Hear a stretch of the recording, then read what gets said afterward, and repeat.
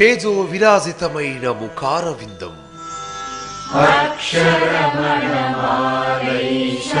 మహాదేవుణ్ణి తలపించే దిగంబర రూపం, మౌనమే ఆయన అనుగ్రహ భాషణం, ధ్యానమే ఆయన ఆధ్యాత్మిక సాధనం. ఆయన జీవితమే ఒక ఉపదేశ సారం. ఆయనే అరుణాచల శివుడికి ప్రతిరూపం భగవాన్ రమణ మహర్షి. రమణ మహర్షి అంటే ఆయన అరుణాచల క్షేత్రంలో నివసించిన ఓ సాధువు అని మాత్రమే చెప్పగలరు. కానీ రమణుల మార్గాన్ని అనుసరించేవారు మాత్రం ఆయన్ను భగవంతుడు అంటారు. అందుకే ఆయనను భగవాన్ రమణ మహర్షి అంటారు. 20వ శతాబ్దంలో భువిపై నడయాడిన అత్యంత అరుదైన సాధువుల్లో రమణ మహర్షి ఒకరు. 1879 డిసెంబర్ తమిళ సాంప్రదాయానుసారం ఆ రోజు ఆరుద్ర దర్శన మహోత్సవం. నటరాజ స్వరూపుడైన పరమేశ్వరుడు ఉద్భవించిన రోజు. ఆ రోజున మదురైకి 30 మైళ్ళ దూరంలో ఉన్న తిరుచుళ్ళి గ్రామంలో కొలువై ఉన్న భువినాథేశ్వర స్వామి ఆలయంలో అత్యంత ఉత్సవం జరుగుతోంది. నటరాజస్వామిని పురువీధుల్లో ఊరేగిస్తూ ఆలయానికి తీసుకువచ్చేసరికి అర్ధరాత్రి 1 గంట అయింది. ఆ సమయంలోనే ప్రాకారం బయట ఓ ఇంటి నుంచి అప్పుడే పుట్టిన ఓ పసిబిడ్డ రోదన మంగళధ్వనిలా ప్రతిధ్వనించింది. ఆ బాలుడే వెంకటరామన్. ఇదే రమణ మహర్షి జన్మించిన తిరుచుళ్ళిలోని స్వగృహం. ఈ పుణ్యస్థలిలోనే వెంకటరామన్ అనే బాలుడు అళగమ్మ, సుందరయ్యర్ అనే పుణ్య దంపతులకు 4 సంతానములో 2వ బిడ్డోడిగా జన్మించాడు. సుందర్ అయ్యర్ స్వయం కృషితో పైకి వచ్చిన ప్లీడర్. ఇంటిని 2 భాగాలుగా చేసి తిరుచుళ్ళి గ్రామానికి వచ్చే యాత్రికుల కోసం వసతి సౌకర్యం ఏర్పాటు చేసిన ధర్మాత్ముడు. ఈ గ్రామంలోనే వెంకటరామన్ ఎలిమెంటరీ స్కూల్కు వెళ్ళేవాడు. అయితే బాల్యం నుంచే చదువుల కంటే ఆటపాటలే అతడికి చాలా ఇష్టం. కౌండిన్య నదిలో జలకాలాటలు, కాలయార్ లింగానికి అభిషేకాలు, నివేదనలు ఇదే వెంకటరామన్ దినచర్య. పై చదువుల కోసం 1891లో తిరుచుళ్ళికి 70 మైళ్ళ దూరంలో ఉన్న దిండిగల్ మున్సిపల్ హైస్కూల్కు వెళ్లే సమయానికి వెంకట్రామన్ వయసు 12 ఏళ్లు. బంధువుల ఇంట్లో ఉండి విద్యాభ్యాసం చేస్తున్న వెంకట్రామన్కు సంవత్సరం తిరగక ముందే ఓ దుర్వార్త వినాల్సి వచ్చింది. 1892 ఫిబ్రవరి 18న వెంకట్రామన్ తండ్రి సుందరయ్యర్ కన్నుమూశారు. జీవనాధారం కోల్పోవడంతో వెంకట్రామన్ కుటుంబ సభ్యులు బంధువుల ఇళ్లకు చేరారు. వెంకట్రామన్ అతని సోదరుడు మదురైలో ఉన్న పినతండ్రి సుబ్బయ్య గారింటికి చేరుకోగా అతడి తల్లి చెల్లెళ్ళు మరో పినతండ్రి ఇంటికి చేరుకున్నారు. అలా తిరుచుళ్ళి నుంచి వెంకట్రామ్ మకాం మీనాక్షమ్మ కొలువై ఉన్న మదురైకి మారింది. మదురైలో మొదట స్కాట్స్ మిడిల్ స్కూల్లో చదువుకొని తర్వాత అమెరికన్ మిషన్ హై స్కూల్లో చేరాడు వెంకట్రామన్. అప్పటికే ఈ బాలుడు చదువులో పైకి రాలేడని అందరికీ అర్థమైంది. ఆటలంటే అమిత ఉత్సాహం చూపించే వెంకట్రామన్ తోటి బాలులతో కలిసి వైగై నదిలో ఈతలు, ఆటపాటలతో గడిపేవాడు.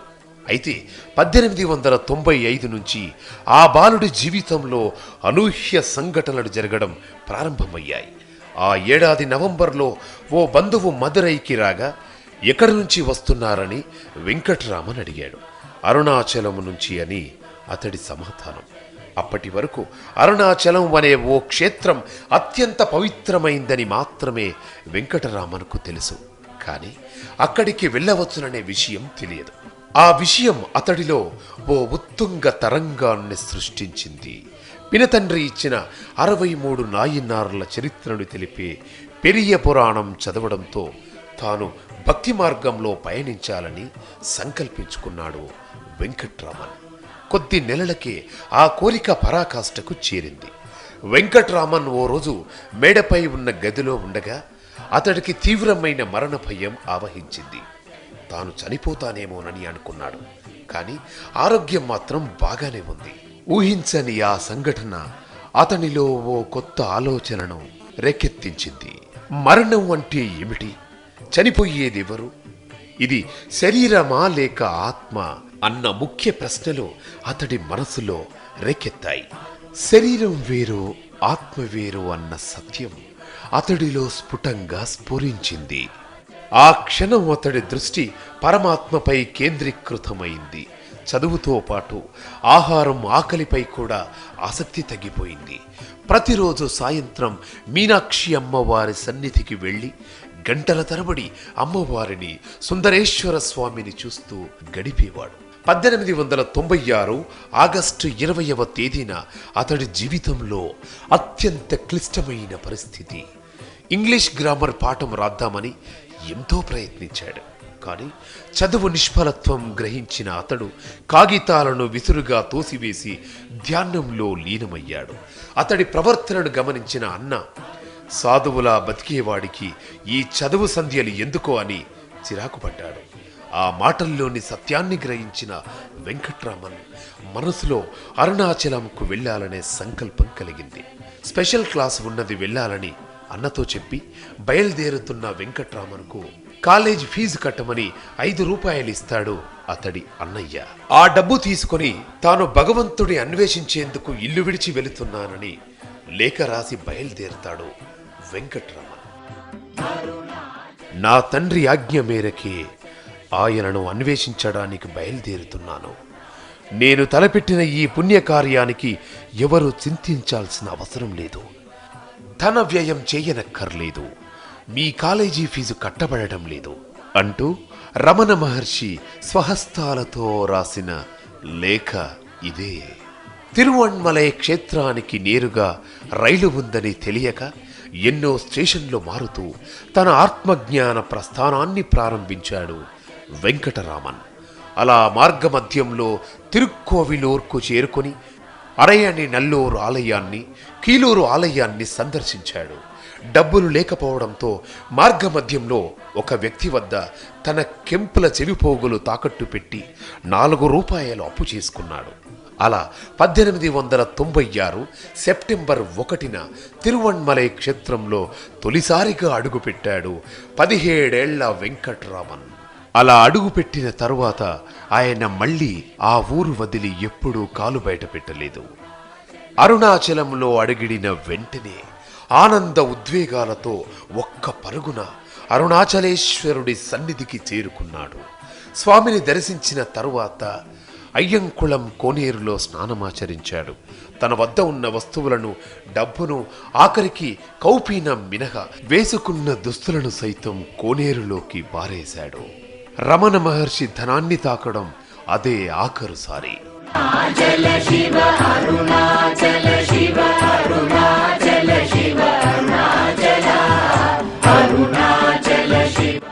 అరుణాచలేశ్వరుడి దర్శనముతో వెంకట్రామన్ అన్వేషణ పూర్తయింది. కౌపీనధారిగా తిరిగి దేవాలయం వద్దకు చేరుకున్న వెంకట్రామన్ ఆలయంలోని 1000 స్తంభాల మంటపంలో కూర్చుని ధ్యాన నిమగ్నుడయ్యాడు. కొన్ని వారాల పాటు అలాగే కూర్చుండిపోయాడు. ఆ బాలుణ్ణి చూసిన స్థానికులు మాత్రం బ్రాహ్మణ స్వామి అని పిలవడం మొదలుపెట్టారు. స్థానికంగా ఉన్న శేషాద్రి స్వామి అనే మహర్షి ఆ బాలుడి యోగక్షేమాలు చూసేవాడు. కానీ ఆ బాలుడిపై చుట్టుపక్కల పిల్లలు రాళ్ళు, రప్పలు విసిరడంతో బ్రాహ్మణ స్వామి 1000 కాళ్ల మంటపంలోనే ఉన్న పాతాళలింగం వెనుక వైపున కూర్చుని తిరిగి ధ్యానంలోకి వెళ్ళాడు. ఆ రోజుల్లో పాతాళ లింగ సన్నిధికి భక్తులెవ్వరూ వచ్చేవారు కాదు. కానీ తేళ్లు, జర్రులు, చీమలు మాత్రం దండిగా ఉండేవి.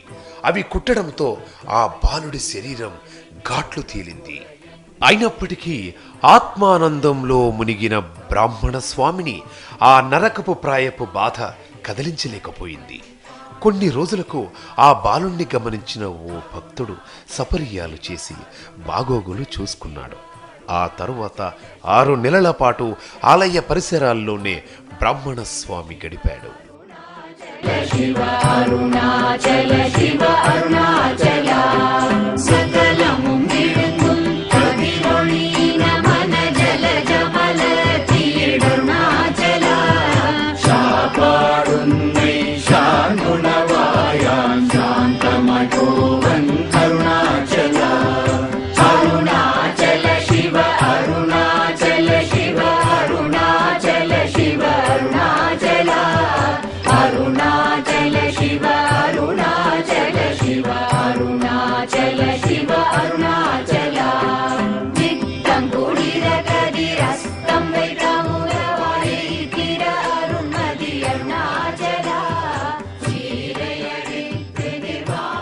అరుణాచలేశ్వరుడి దర్శనానికి వచ్చే భక్తులు మూర్తీభవించిన వైరాగ్యం కలిగిన బ్రాహ్మణ స్వామిని చూసి ముగ్ధులయ్యేవారు.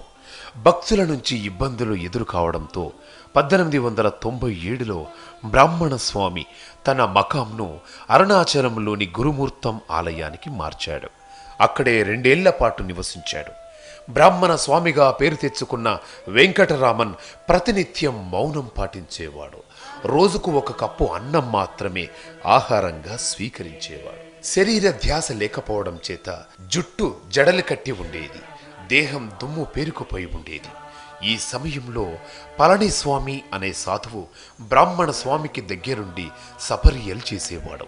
కొంతకాలం పాటు సమీపంలోని మామిడి తోటలో కూడా బ్రాహ్మణ స్వామి నివసించేవాడు. ఇదే సమయంలో వెంకటరామన్ జాడ తెలుసుకొని అతడి బంధువులు తిరిగి ఇంటికి రమ్మని ప్రాధేయపడ్డారు. కానీ మౌనమే ఆ బాలుడి సమాధానమైంది.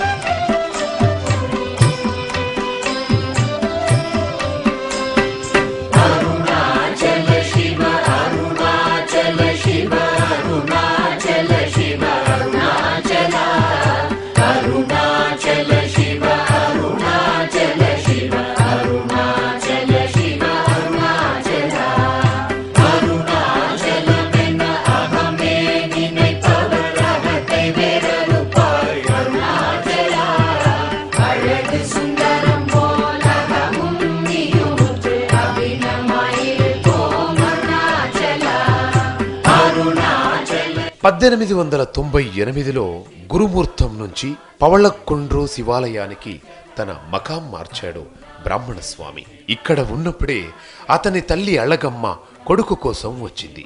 ఇంటికి తిరిగి రమ్మని రోజుల తరబడి పదే వేడుకుంది, నిష్ఠూరాలాడింది. కాని స్వామి మాత్రం వినలేదు, మౌనం వీడలేదు. స్వామి ఒక కాగితంపై కర్త జీవులను వారి వారి కర్మానుసారం ఆడిస్తుంది. జరిగేది జరగక మానదు, జరగనిది ఎన్నటికీ జరగదు. ఇది తథ్యం, మౌనమే ఉత్తమం అని రాసిచ్చారు. విషాదంతో అళగమ్మ స్వగ్రామానికి చేరుకుంది. తల్లి వెళ్లిన కొంతకాలానికి బ్రాహ్మణ స్వామి తన నివాసాన్ని అరుణాచలంలోని విరూపాక్ష గుహకు మార్చుకున్నారు. ఈ గుహలో ఆయన 17 ఏళ్ల పాటు నివసించారు. ఇక్కడే రమణ మహర్షి జీవితానికి సంబంధించిన అనేక ముఖ్య ఘట్టాలు జరిగాయి. 1900 సంవత్సరంలో ఒక భక్తుడు బ్రాహ్మణ స్వామిని తొలిసారి ఓ ఫోటో తీశాడు. ఆ ఛాయాచిత్రంలో అందమైన యువకుడిగా ప్రసన్న వదనముతో తేజో విరాజితుడిగా బ్రాహ్మణ స్వామి కనిపించాడు. ప్రతినిత్యం మౌనాన్ని ఆశ్రయించిన బ్రాహ్మణ స్వామి వద్ద ఎంతో మంది శిష్యులుగా వచ్చి చేరారు. భక్తులు అడిగిన ప్రశ్నలకు సమాధానాలు, ఉపదేశాలు కాగితంపై రాసిచ్చేవారు. శిక్షణ ఇవ్వడంతో ఆయన మౌనం ఏ విధంగానూ అడ్డు కాలేదు. మౌనోపదేశమే శక్తివంతమైందని నిరూపించాడు. అలజడిగా ఉన్న భక్తుల మనస్సులు స్వామి సన్నిధిలో శాంతించేవి. ఎంతో కాలంగా ఆశించిన ఆధ్యాత్మిక అనుభూతులు అప్రయత్నంగా కలిగేవి. హృదయాలు సమూలంగా మార్చివేయగల శక్తి వారి మౌనానికి ఉండేది.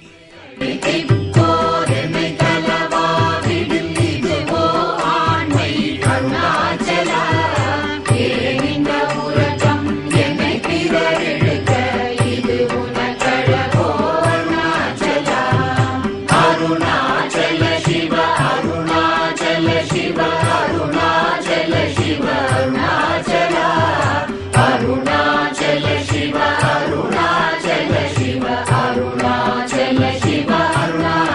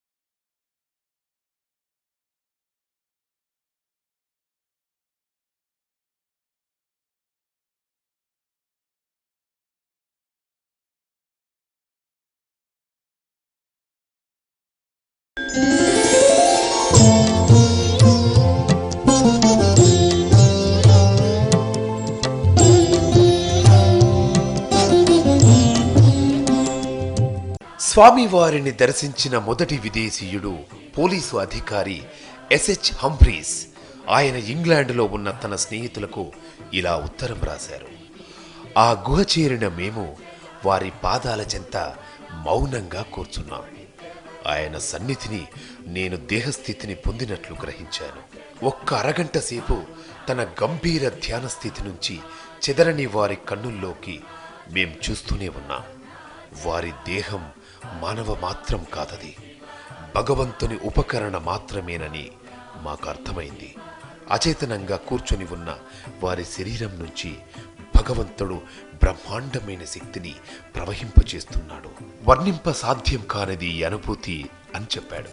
1992లో శివప్రకాష్ పిళ్ళై అనే భక్తుడు ప్రభుత్వ ఉద్యోగరీత్యా తిరువణ్మలైకి వచ్చారు.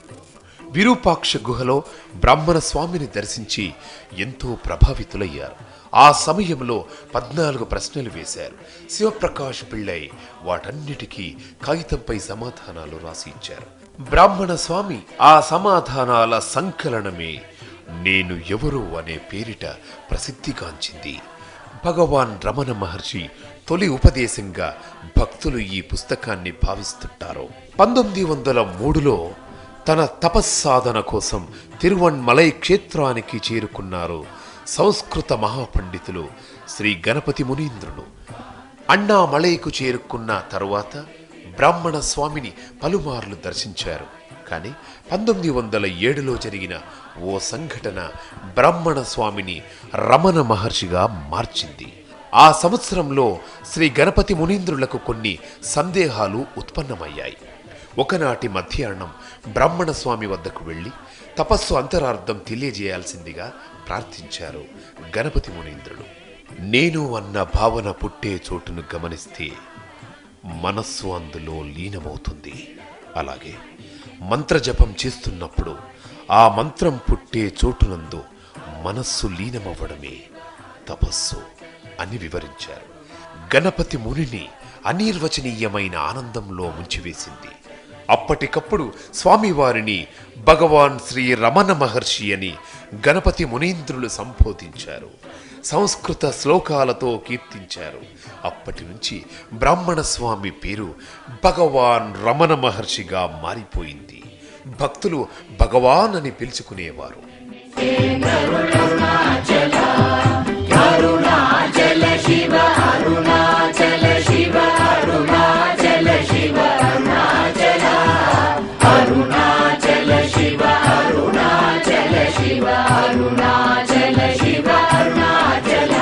1916 వరకు విరూపాక్ష గుహలో ఉన్న రమణ మహర్షి ఆ తరువాత అరుణాచలములోని స్కందాశ్రమానికి చేరుకున్నారు. పుత్రుడిపై ఉన్న మమకారం, భగవంతుడిపై ఉన్న భక్తిభావంతో రమణ మహర్షి అళుగమ్మాళ్ తన శేష జీవితాన్ని రమణ మహర్షి వద్దే గడపాలని నిశ్చయించుకొని అరుణాచలంకు వెళ్ళింది. ఆమెతో పాటు సోదరుడు నాగసుందరం కూడా భార్య వియోగంతో సన్యాస దీక్ష స్వీకరించి రమణుల వద్దకు వచ్చారు. అళుగమ్మ స్కందాశ్రమంలోని భక్తుల కోసం వంట పనులు చేసేవారు. కొడుకును భగవంతుడిగా భావించేది. ఆధ్యాత్మిక బోధనలు అందుకునేది. 7 ఏళ్ల పాటు రమణ మహర్షి సన్నిధిలో ఆధ్యాత్మిక ఆనందాన్ని పొందిన అళుగమ్మాళ్ 1922 మే 19న అరుణాచలేశ్వరుడిలో ఐక్యమైంది. ఆ సంఘటనకు ప్రత్యక్ష సాక్షి స్వామివారి శిష్యుల్లో ఒకరైన కుందుస్వామి. ఏమన్నారంటే, సాయంత్రం 5 గంటల తర్వాత తల్లికి ఇదే ఆఖరి రోజని నాకు అనిపించింది. భగవాన్ ఆమె ప్రక్కన కూర్చొని ఆమె హృదయంపై ఒక చేతిని, తలపై మరొక చేతిని ఉంచారు. ఎవరైనా చనిపోతే ఆ ఇంటివారు అక్కడ భోజనం చేయకపోవటం ఆచారం. కాబట్టి భగవాన్ మమ్మల్ని అందరినీ వెళ్ళి భోజనం చేసి రమ్మన్నారు. కొందరు చేసి వచ్చారు, కొందరు అలా వదిలి వెళ్ళడం ఇష్టం లేక వెళ్ళలేదు. భగవాన్ అలాగే తల్లిపై చేతులు ఉంచి కూర్చున్నారు. అలగమ్మ ముఖంపై అనేక రకాల ఆనంద విషాద ఛాయలు కనిపించి మాయమవుతున్నాయి. అమ్మ ఇక్కడ లేదు. ఎన్నో లోకాలలో ఎన్నెన్నో జన్మలెత్తుతూ వాటి ఫలితాలను అనుభవిస్తున్నదని భగవాన్ అన్నారు. వారి భావాన్ని గమనించిన గణపతి ముని సుందరేశ అయ్యార్ వేదమంత్రాలు చదవడం ప్రారంభించారు. శరణాగతి రామస్వామి అయ్యార్ రామనామం జపించారు. మేమందరం అక్షర మణిమాల పారాయణ ప్రారంభించాం. ఇవన్నీ జరుగుతుండగా అమ్మ పరమపదించారు. భగవాన్ ఎంతో సేపటికి లేస్తూ భోజనం చేద్దామన్నారు. అందరం మైల మాట మరచి అమ్మ భౌతిక కాయం చుట్టూ చేరాం. అళుగమ్మ ముక్తిని చేరినందుకు మా అందరికీ ఎంతో ఆనందం కలిగింది. ఆమె దేహం సమాధి చేయబడినంత వరకు కాంతులీనుతూనే ఉంది.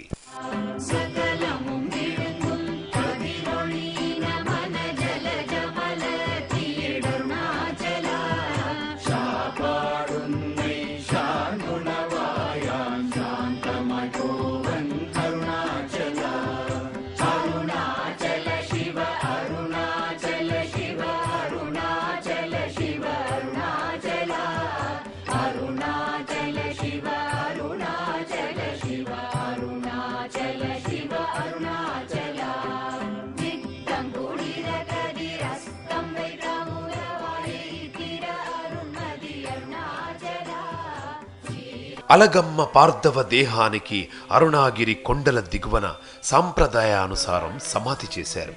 సమాధిపై ఓ చిన్న పర్ణశాలను నిర్మించారు. అక్కడే మాతృభూతేశ్వరి ఆలయాన్ని నిర్మించారు. ఆ తరువాత కాలంలో రమణ మహర్షుల వారు శిష్య సమేతంగా తన నివాసాన్ని స్కందాశ్రమం నుంచి మాతృభూతేశ్వర ఆలయానికి మార్చుకున్నారు. అలగమ్మ సమాధి చెందితే 1922లో రమణాశ్రమం ఏర్పడింది. అదే భగవాన్ శాశ్వత నివాస స్థానమైంది. అక్కడ స్వామివారు అనునిత్యం ఓ బల్లపై ఆసీనులై భక్తులకు దర్శనమిచ్చారు. రమణాశ్రమానికి నివాస స్థానం మారిన భగవాన్ దినచర్యలో మాత్రం మార్పు లేదు. ప్రతిరోజు 2 సార్లు అరుణాచలం వరకు వెళ్ళి వచ్చేవారు. రమణులకు అనుబంధం అంటూ ఉంటే వారికి ఒక్క అరుణాచలంతో అని మాత్రమే అనవచ్చు. అరుణగిరి సాక్షాత్తు భగవంతుడే అని, భూగోళానికి ఇది కేంద్రమని, ఆధ్యాత్మికతకు ఇదే హృదయం వంటిదని రమణులు చెబుతుండేవారు. అత్యంత ఆధ్యాత్మిక సాధనమైన 8 మైళ్ళ అరుణాగిరి ప్రదక్షిణ చేయమని భగవాన్ భక్తులను ప్రోత్సహించేవారు. తన చుట్టూ జరిగే విషయాల పట్ల భగవాన్ నిర్లిప్తంగా ఉన్న అన్ని విషయాలను గమనిస్తూ ఉండేవారు. కానీ కొన్ని నిర్దిష్టమైన పనుల విషయంలో వారు ఎంతో పట్టుదలతో వ్యవహరించేవారు. అందులో మొదటిది యాత్రికులకు తాను ఎప్పుడూ అందుబాటులో ఉండాలని ఆయన పట్టుబట్టేవారు. పరిశుభ్రమైన పౌష్టికాహారాన్ని మాత్రమే భక్తులకు భోజనంగా అందించాలి. ఏవైనా తినుబండారాలు భక్తులు తీసుకువస్తే అక్కడున్న వారందరికీ పంచిన తర్వాతే తనకు ఇమ్మనేవారు భగవాన్.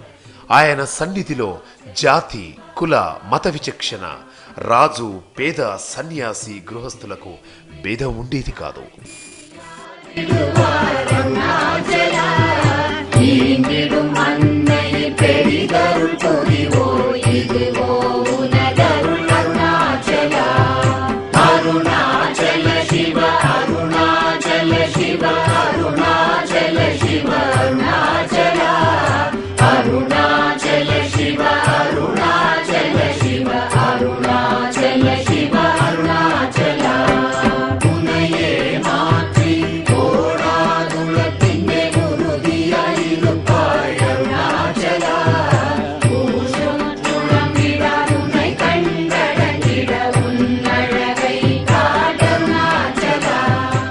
శ్రీ రమణుల సర్వసమత్వ భావం మానవ పరిధికి దాటే జంతువులకు, వృక్షాలకు, క్రిమి కీటకాదుల వరకు వ్యాప్తించింది.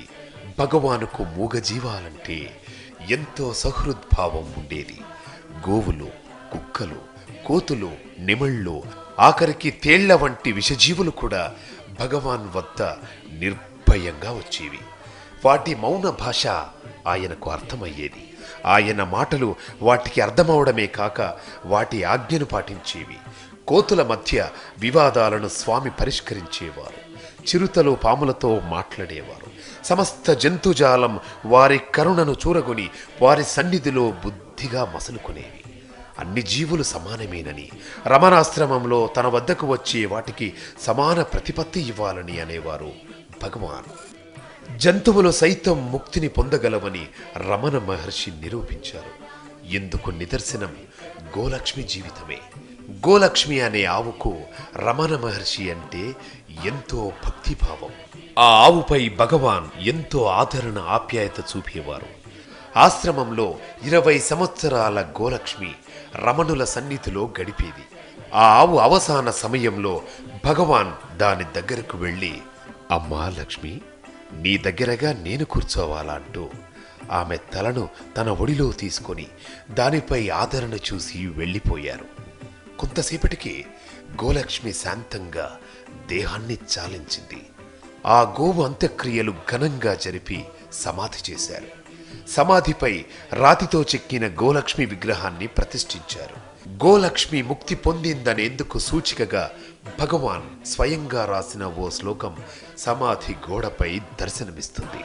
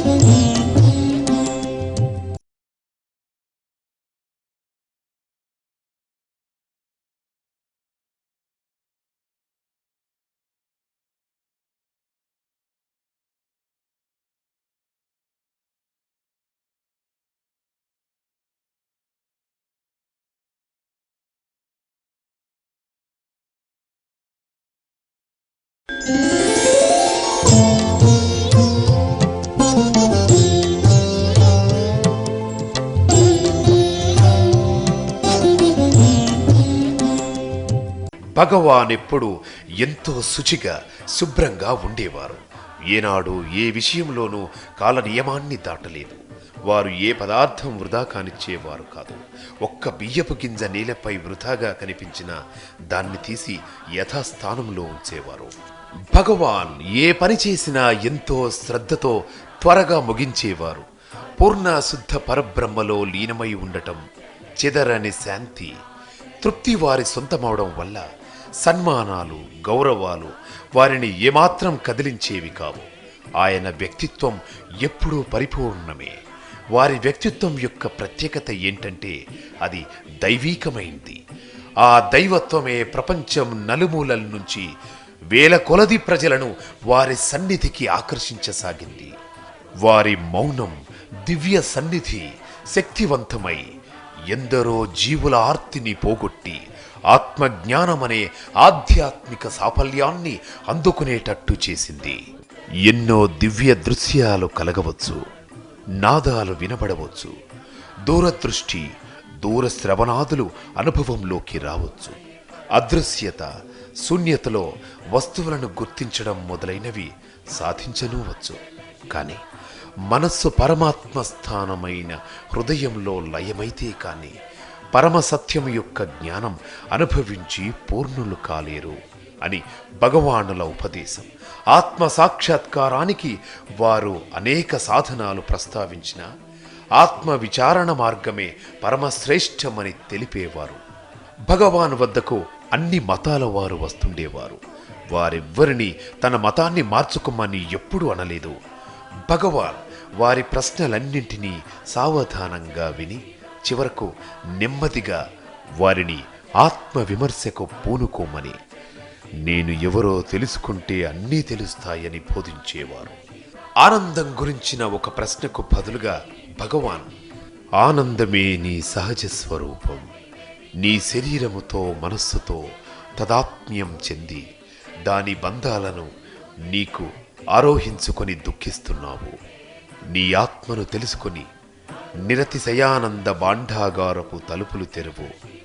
నిజమైన ఆత్మయే సత్యం. అదే సర్వజీవుల యందలి ఆత్మ. నీవు చూసే ప్రపంచమంతటి యొక్క ఆత్మ ఏకైక శాశ్వత సర్వోత్తమ సత్యం ఆత్మ. అది అహంకారము లేక దేహాత్మ భావమునకు భిన్నమైంది అనేవారు భగవాన్. ఎప్పుడూ ఎవ్వరినీ కుటుంబాన్ని వదలమని కాని అరణ్యాలకు వెళ్ళమని చెప్పేవారు కాదు. నీ మనస్సే నీకు ప్రతిబంధకం. గృహంలో ఉన్నా అడవిలో ఉన్నా దీనిని జయించి తీరవలసిందే కదా. నీ విధులు నీ వ్యవహారాలు నీ ఆధ్యాత్మిక సాధనకు అడ్డుకారాదు. కర్మలను త్యజించడం అంటే కర్మల యందు సంగమును ఆసక్తిని కర్మఫలాపేక్ష వదలమని అర్థం అని ఉపదేశించేవారు భగవాన్. భగవానుల బోధనలను ఆచరించడానికి పూజాది కర్మలు ఏవీ అవసరం లేదు. స్త్రీలు కాని పురుషులు కాని ఏ విధమైన వర్ణాశ్రమ వివక్షత లేక ఎట్టి పరిస్థితుల్లో ఉన్న భగవాన్ బోధనలను అనుసరించే విధంగా ఉండేవి. నిజానికి వారి జీవితం ఆత్మజ్ఞానమనే మహోన్నత స్థితికి నిదర్శనం. కాలక్రమంలో రమణుల శరీరం జ్వరభారానికి కృంగి కీళ్లవాతానికి లోనైంది. 1949 మొదట్లో భగవాన్ ఎడమ చేతి మోచేతి పైన చిన్న కురుపు లేచింది. దానిని శస్త్రచికిత్స చేసి తీసివేశారు. కొంతకాలానికి మళ్లీ కురుపు రాగా దాన్ని పరిశీలించిన వైద్యులు క్యాన్సర్గా నిర్ధారించారు. అది పూర్తిగా రక్తాన్ని కలుషితం చేయడంతో ఆ జ్ఞాన భౌతిక జీవితానికి తెరపడింది. భగవాన్ జీవిత చరమ దశలో 1 సంవత్సరం పాటు విపరీతమైన బాధకు గురయ్యారు. కానీ వారెప్పుడూ దాని గురించి భక్తులకు తెలియనివ్వలేదు. వారెప్పుడూ దేహాతీత స్థితిలో ఉండేవారు. వారి పరిస్థితి క్షీణించడం చూసిన భక్తులు తమ ఆవేదనను వెలిబుచ్చేవారు. ఈ అనారోగ్యపూరిత దేహానికి మాత్రమే తాను పరిమితం కానని, తన దేహానికి అంత ప్రాముఖ్యత ఆపాదించవద్దనేవారు. చివరి రోజుల్లో భగవాన్ను వేలాది మంది భక్తులు దర్శించుకునేవారు. దర్శించిన ప్రతి ఒక్కరికి భగవాన్ కృపా వీక్షణం లభ్యమయ్యేది. ఏప్రిల్ 14, 1950 భగవాన్ నిర్యాణానికి కొన్ని నిమిషాల ముందు కొందరు భక్తులు అరుణాచల శివగీతాన్ని పాడటం మొదలుపెట్టారు. భగవాన్ చిరు దరహాసం చేశారు. కళ్ల నుంచి ఆనందాశ్రువులు జాలువారాయి. మరణ వేదన, మరణో సూచన ఏదీ లేదు. శ్వాస నిశ్వాసలకు మధ్య రమణుల ప్రాణం అణిగిపోయింది. అప్పుడు సమయం రాత్రి 8:47. అదే సమయంలో ఒక కాంతిపుంజం అరుణగిరిపై ఈశాన్య భాగంలో లీనమైంది. ఆ కాంతిపుంజాన్ని సుదూర ప్రాంతాల నుంచి సైతం గమనించిన భక్తులు దాని అర్థాన్ని గ్రహించారు. మరునాటి ఉదయం అత్యంత వైభవోపేతంగా వారి దేహాన్ని సమాధి చేశారు. ఆ సమాధిపై ఒక శివలింగాన్ని ప్రతిష్ఠించారు. అదే ఇప్పటికీ ఎంతో మంది భక్తుల పాలిట ఆత్మజ్ఞాన స్థానం. అరుణాచల శివ, అరుణాచల శివ, అరుణాచల శివ, అరుణాచల, అరుణాచల శివ, అరుణాచల శివ, అరుణాచల శివ, అరుణాచల. అహం పురం దీర్ఘం అహగుహ శిరయ అమర్వితదెంకొల్ అరుణాచల. ஆண்டனை அகற்றிடும் அகிலம் பழித்திடும்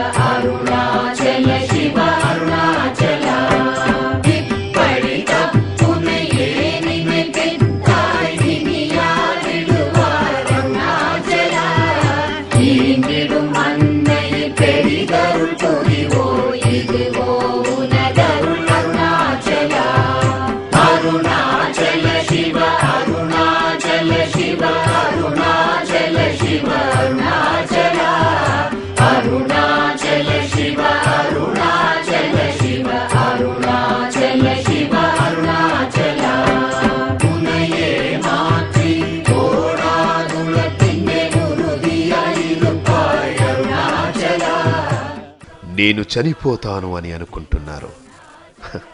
నేను ఎక్కడికి పోగలను?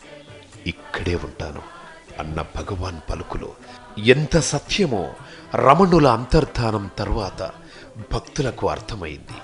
దేహం చాలించిన తరువాత కూడా రమణ మహర్షులు ఎంతోమందికి గురువై మార్గనిర్దేశనం చేస్తున్నారు. ఎక్కడ ఉన్నప్పటికీ తమ అంతరంగము నుంచే రమణ మహర్షి అనుగ్రహాన్ని పొందుతున్నామని భక్తులు గ్రహించారు. వారి అంతరంగ సన్నిధిని ప్రబలంగా అనుభవిస్తున్నారు. భగవానుల శరీర త్యాగం తర్వాత కూడా వారి కీర్తి దినదిన ప్రవర్ధమానమయ్యింది. వారి సమాధిని దర్శించి వారి సన్నిధి ప్రభావాన్ని భక్తులు గుర్తించారు. రమణుల ఆశ్రమం ఓ దేవాలయమైంది. నిత్య సత్యం, అనిర్వచనీయమైన సౌందర్యం, పరమశాంతి, అనంత ఆనందం ప్రతి జీవి హృదయంలోనూ నిక్షిప్తమై ఉంటుందని భగవానులు తమ బోధనల ద్వారా తెలియచేశారు. ఆనందం నీ నిజ స్వభావం. నీ నిజ స్వరూపాన్ని తెలుసుకొని స్వచ్ఛమైన ఆనందాన్ని పొందు అంటూ భక్తులకు కడదాకా బోధించారు. అందుకే దశాబ్దాలు గడిచిన, యుగాలు మారిన భగవాన్ రమణ మహర్షి బోధించిన ఆత్మజ్ఞానం సదా ఆచరణీయం.